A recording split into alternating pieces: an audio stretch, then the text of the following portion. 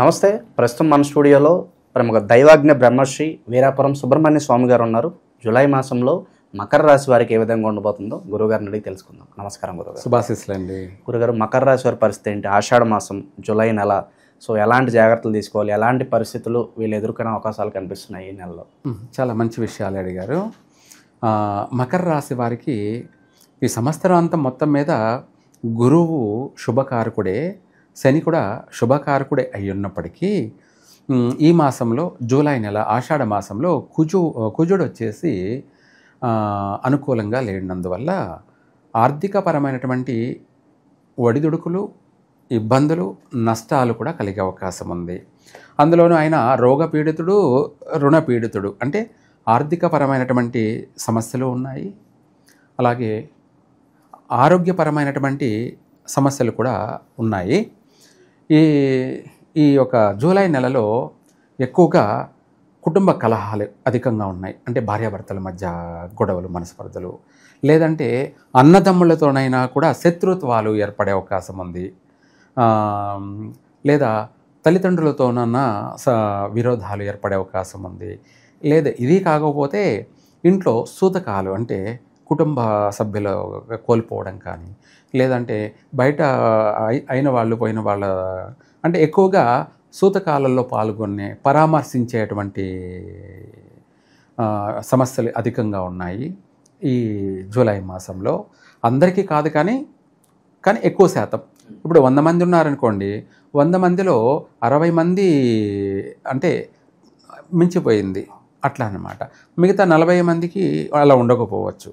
ఎందుకంటే వాళ్ళ పుట్టిన టైం అంటూ ఒకటి ఉంటుంది కదా, అదే బిడ్డొచ్చిన వేళ గొడ్డొచ్చిన వేళ అన్నట్టుగా. రాశి మీద చూసుకుంటే ఓవరాల్గా ఎక్కువ శాతం ఇటువంటి సమస్యలు ఎదురయ్యే అవకాశం ఉంది. ప్రయాణాలందు జాగ్రత్త పాటించాలి. వాహన ప్రమాదాలు సంభవించే అవకాశం ఉంది. లేదంటే ఏదో ఒక రకంగా ప్రమాదాలు జరిగేటువంటి సమస్యలు కనపడుతున్నాయి. అలాగే నూతన వ్యాపారాలు ఏదైనా సరే కొత్తగా చేయాలి, ప్రారంభం చేయాలనుకున్న వాళ్ళు పోస్ట్ పోన్ చేసుకోండి, చెయ్యొద్దు. చేసినట్టయితే నష్టపోతారు. తర్వాత ఇదే కాకుండా దూర ప్రయాణాలు, విదేశాలకు వెళ్ళాలనుకున్న వాళ్ళు కూడా వెళ్ళకపోవడం మంచిది. అంటే వెళ్ళకూడదా అంటే వెళ్ళకూడదని కాదు, ముందైనా సరే లేదంటే తర్వాత అయినా సరే మార్చుకోవడం మంచిది. ఎందుకంటే మనం అక్కడికి ఎందుకు వెళ్తున్నాం? ఏదో జాబ్ చేసుకొని 10 రూపాయలు సంపాదించుకొని అక్కడ బాగా స్థిరపడదాము, పేరు తెచ్చుకుందాము, మన కుటుంబాన్ని డెవలప్మెంట్ చేసుకుందాము అనే కదా మనం చేస్తున్నాం. అది జరగాలి కదా. అక్కడ ఉన్న ఉద్యోగమే పోగొట్టుకుంటే ఎట్లా? అందుకనేసి మనం వెళ్ళిన సమయం కూడా ముఖ్యం అన్నమాట. దాన్ని గుడ్ టైమా బ్యాడ్ టైమా అన్నది ముఖ్యం. ఎందుకంటే మనం బాగుపడడానికి మార్గాలు ఎత్తుక్కోవాలి. చెడిపోవడానికి మార్గాలను ఎత్తుక్కోకూడదు. కాబట్టి ఏది ఏమైనా మనం బాగుండడం కోసం మనం ఎప్పుడు ఏం చేయాలో అది చేసుకోవడం, అది మనము దాన్ని అనుసరించడం. అంటే వాళ్ళకన్నా అవగాహన ఉండాలి, లేకపోతే ఒకరు చెప్పిందన్నా ఆచరించాలి. ఏది ఎందుకు చెప్తున్నారు, మన మంచి కొరకే కదా అన్నది కూడా మనం ఆలోచించాలి. అయితే లేదు తప్పదు పోవాల్సిందే అన్నప్పుడు మనము టికెట్ బుక్ చేసుకునే ముందు, కన్ఫర్మ్ చేసుకునే ముందు అన్ని విధాల మనకు బాగుందా, అంటే వారం కలిసి వస్తుందా లేదా, గాతు వారం కాకుండా ఆ తేదీ బాగుందా లేదా, నక్షత్రం బాగుందా లేదా, దాంతోపాటు శుభలగ్నము అంటారనమాట. అంటే మనకు బాగా కలిసి వచ్చేటువంటి లగ్నం. ఇవన్నీ కూడా చూసుకొని దాని ప్రకారంగా వెళ్ళినట్టయితే నష్టం అనేది ఉండదు. అయితే మనం మాసం బాగలేదు కాబట్టి ఆ కొద్ది రోజులు ఆడ ట్రబుల్స్ ఉంటుంది, పోగానే తర్వాత నెమ్మదిగా సెటిల్ అవుతారు. అలా కూడా ఉంటుంది. అందుకనేసి పోతానే వెంటనే అన్నీ కలిసి రావు. ఒక వారం రోజులు, నెల రోజులు, 2 నెలలు శ్రమ ఉంటుంది. ఎందుకంటే ఆ ప్రభావం అన్నమాట. ఆ తర్వాత సెటిల్ కావడం ఉంటుంది. ఇటువంటివన్నీ కూడా ఉంటాయి. అందుకనేసి జాగ్రత్తగా ఉండాలి. ఆరోగ్య విషయాల్లో కూడా చాలా జాగ్రత్తగానే ఉండాలి. ఏదైనా సమస్య వచ్చేప్పుడు ఆ సమస్యను వెంటనే పరిష్కారం చేసుకోవడం మంచిది.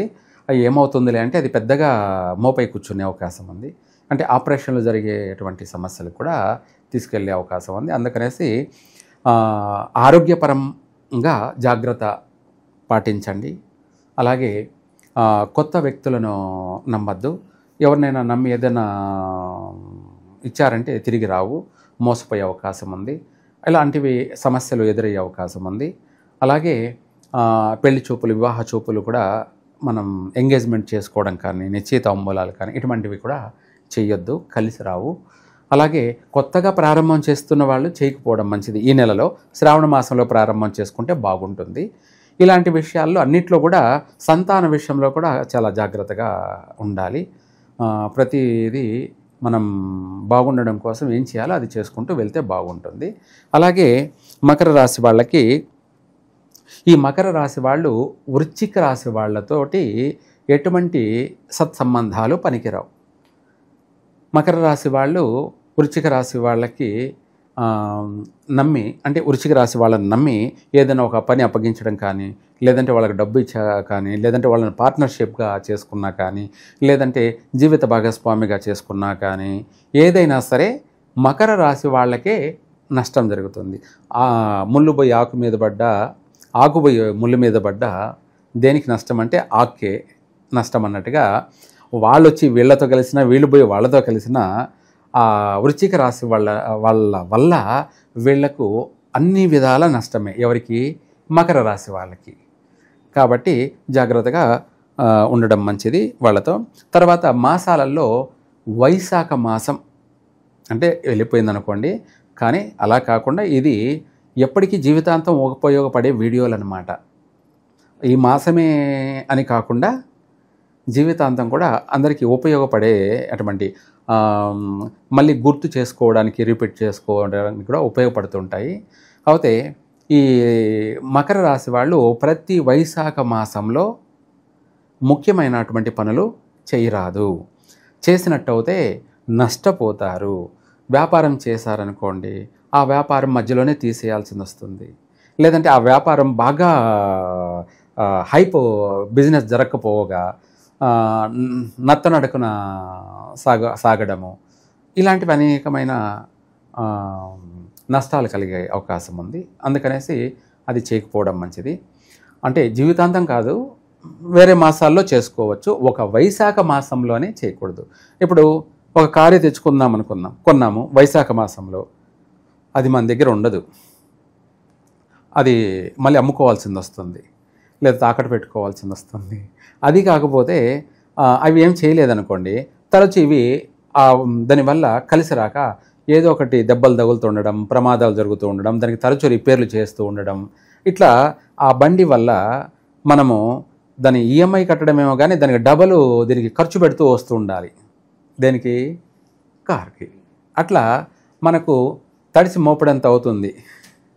దీన్ని ఒక 10 లక్షలు పెట్టుకున్నామంటే అంతకు 10 అంతలు నష్టాన్ని కలగచేసేస్తుంది. అది కలిసి రాదన్నమాట. మనం కారు కొన్నామంటే మనకు బాగుపడకపోయినా పర్వాలేదు, కానీ నష్టం లేకుండా మనకు ప్రశాంతంగా సాగిపోతుంది ఆ జీవితం అంటే అది కలిసి వచ్చినటువంటి వాహనం అని అర్థం. ఇంకా బాగా కలిసి వచ్చిందంటే ఇంకా దానికంటే పెద్ద కారు కొనే స్థాయి కన్నా వెదగాలి, లేదంటే ఇల్లు కొనేటువంటి స్థాయి కన్నా వెదగాలి.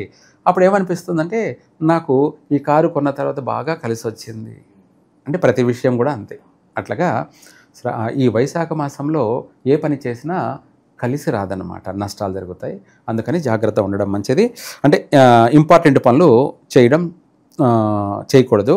అలాగే తిథులలో చూసుకుంటే చవితి, నవమి, చతుర్దశి ఈ తిథులందు కూడా ఇంపార్టెంట్ పనులు చేయకూడదు, వీళ్ళు కలిసి రాదు. అలాగే నష్టం జరిగే అవకాశం ఎక్కువగా ఉంది. కాబట్టి వీలైనంత వరకు కూడా ఈ రాశి వాళ్ళు కొన్ని విషయాల్లో జాగ్రత్త ఉండడం మంచిది. విశేషంగా ఈ మాసంలో ఎలాంటి పరిహారాలు బాగుంటుంది గురుగారు? దానాలు కావచ్చు, పరిహారాలు కావచ్చు. అవును, మకర రాశి వాళ్ళు ఈ యొక్క జూలై ఆషాఢ మాసంలో వీళ్ళు ఏది పరిహారం చేస్తే బాగుంటుంది అనే దానికన్నా కూడా మన వెంకటేశ్వర స్వామిని తిరుమలకు వెళ్ళి దర్శనం చేసుకోవడం కానీ, ఒకవేళ అంత దూరం వెళ్ళలేమనుకోండి ఇక్కడే ఉంటాయి.